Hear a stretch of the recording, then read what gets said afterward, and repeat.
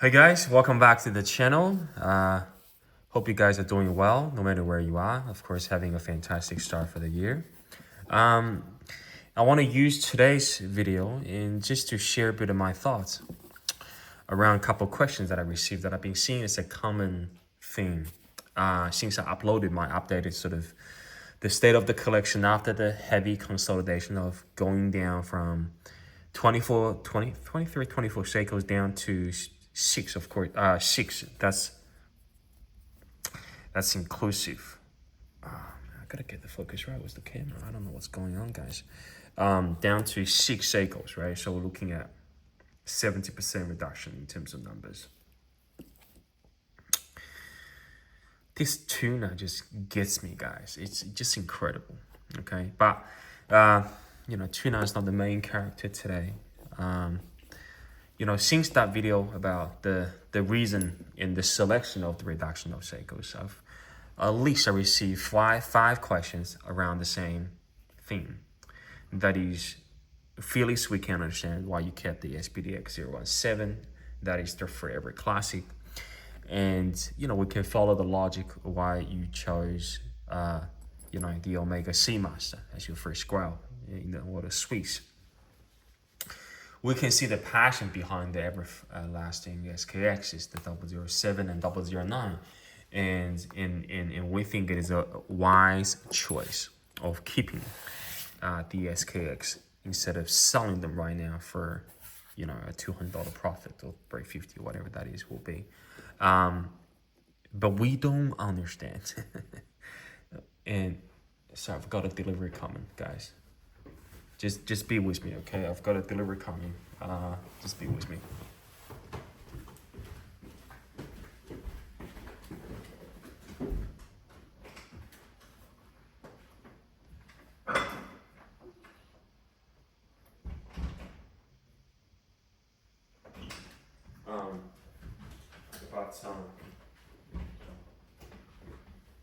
But we cannot understand why you keeping those two. They're right in front of you, right? Which is the Sumo. And look at that monster, guys, and the yellow monster. We simply cannot comprehend the reasoning behind those two. Because instead of keeping the Willard, you chose for the Sumo. Instead of selling your two SPB, which was the SPB 147 and SPB 149, the 262 Master were beautifully crafted. One of the best releases in affordable, sort of even the mid-tier die watches overall in the whole wide world, right? You chose Monster. Instead of, keeping your, I'm just speaking the watches that I know. Again, this will benefit to anyone who's in my, and I know there's a lot of subscribers and people that I do know locally that's sort of in my journey of going down from a large number of watches, whether you have all of them in Seikos with different brands and consolidate them into a few pieces that whether the quality goes up or price goes up, but there's a balance that we're all trying to figure out in 2025. So this video is going to help you. So back to what I was saying. We cannot understand that you spend so much time and effort chasing down some of the most iconic Seiko 5s. The Bruce Lee Seiko 5, the Seiko 50 Fathom Seiko 5, the Flight T that you had, the Baby Rolex Killer, the SRP 777J Turtle, the Blue Corif Samurai. We cannot understand why you sold them all. But those two survived. Okay, so that's the question that I got. And give credit to the questions because now I want to answer them. I think those questions are very legit. And the interesting thing about those things is I didn't realize the reasoning behind those two until those questions were being asked in our community. And so for the last few weeks, I've been thoroughly enjoying those two watches. Despite, I'm actually giving I don't even know when was, especially in the holiday season, I think a couple of times, I think I put on my Seamaster Omega about a week ago, but those watches keep them off my wrist. You know, it's holiday. We're not doing a lot here. We try to have a bit of fun. The weather's great.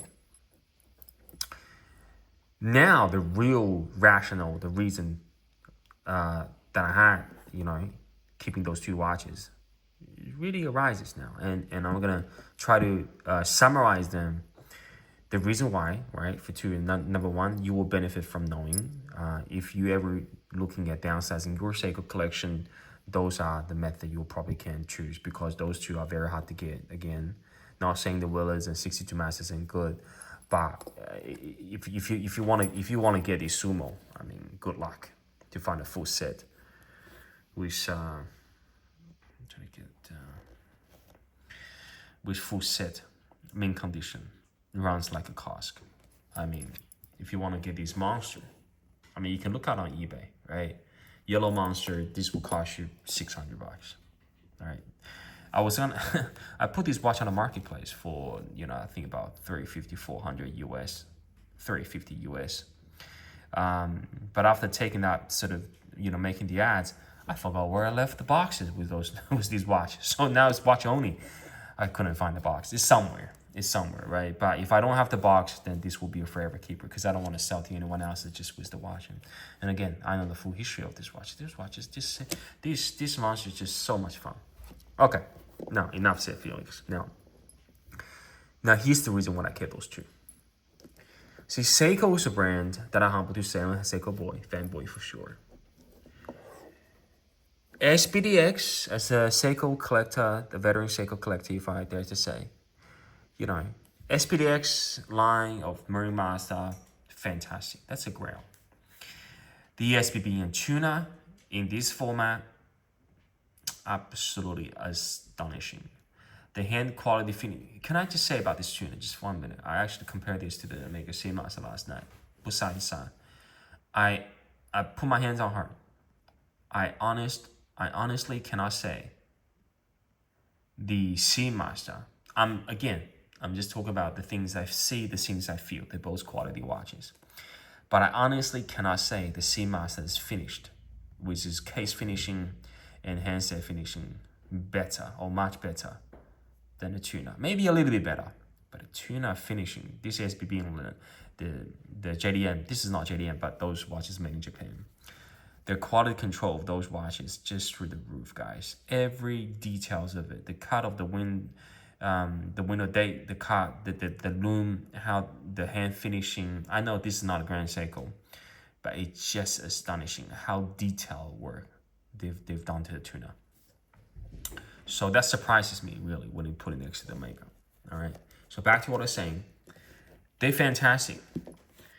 But as a humble Seiko collector of my last 4 years of collection, if I have to find out one reason or one word that keeping me in the world of Seikos, in this level, I'm not talking about Grand Seikos, right? Different story. What would that feeling, what would that magic word be? I thought about it, you know, that is part of the reason why I downsized my Seikos to only the few that I have. Is whatever Seikos that I can't fit that sentence, that word, that magic word into, I sell. Of course, those two qualifies. And that one word is fun. Okay, guys. Seiko make very serious watches, guys. Seiko makes watches that are on the wrist of, you know, movie stars, celebrities, people that actually, you know, divers, professionals, you name it. Okay, they are capable watches. There's no disputes about that. But in our real life, we cannot be serious at all times. I mean, what is the point? I love this watch, that's when I have it. What is the point having a 300 saturation diver satisfied level of watches, one of the best ever, the iconic diver watches in the mankind, on your wrist? You can have it once in a while, appreciate for what it is, but most of the time you hang, you know, with your friends, of course, right? You don't wear them to a wedding or take them to a series of work meetings. But, you know, besides that, you hang out with your friends. You're, you know, I don't know where you are. You know, most of my subscribers are in North America. You guys have big yards, right? If you live in the suburbs, you from your mower, right? If you have got a ride-on, I just bought my first ride-on mower yesterday. You're trimming your hedge. You guys know what I mean, right? You picking up the watch, you're out of the door, pick up your kids is from school. You're in and out. Your work schedule is so full on. You're gonna look out your family. The next minute you'll find yourself doing grocery shopping, and then when you get home, the watch is gonna go all smudged up. You know what? You don't have time to clean it. You will go into cooking mode, cutting some chicken breast, break down some broccoli, and you're gonna get dinners ready for that kind of cooking, man, right? If you're not, then you start cleaning the house. I don't know what kind of life stage you're at. All right, if you're single, again, things will get very busy. You don't have time to maintain your watches, as back in, when you had your first probably sports car that you love when you're age of 23, 24. You borrow money from your parents, and you try to wash your car every 3-4 days a week. We're no longer in that stage, right? The funnest, the level of fun as a man, individual man, can enjoy in between, I'm guessing your age is between 30 to 40, 30 to 35. Of course, anyone on the two different brackets beyond 40 and below 30, you'll of course welcome. But you will get what I'm saying if you're younger. The funnest, the stuff that's fun in your life is gradually, listen to these older men out there, the funnest that you used to enjoy, that you used to think you're taking for granted, is gradually decreasing on yearly basis. I was going to say daily basis, but that would be too pessimistic. All right. The funness in your life is gradually decreasing on yearly basis. And we cannot be put up with that. I mean, we can't complain and march on the street. No one will listen to you, right? So it's about spending the money that you highly earn, that you deserve, right? On something that's gonna provide that gap of ever decreasing fun.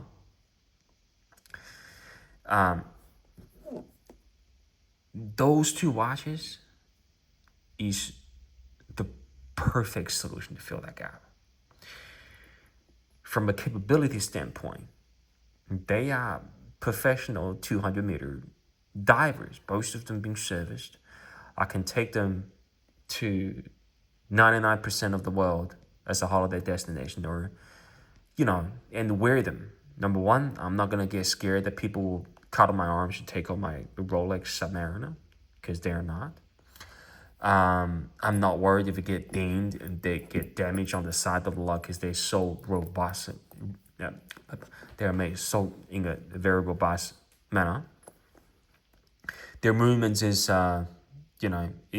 everywhere in the world. If you ever get damaged, you need a service, you need a brand new movement. Seiko and any third-party watchmaker will sort that out within a week. So from a reliability and utility standpoint, they there.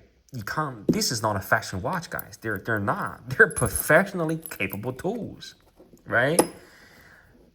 I mean, they're made by the largest watchmaker, one of the largest watchmakers in the world that has ever seen, the most successful one as well. Throughout the time of last 140, 50 years, that is incredible.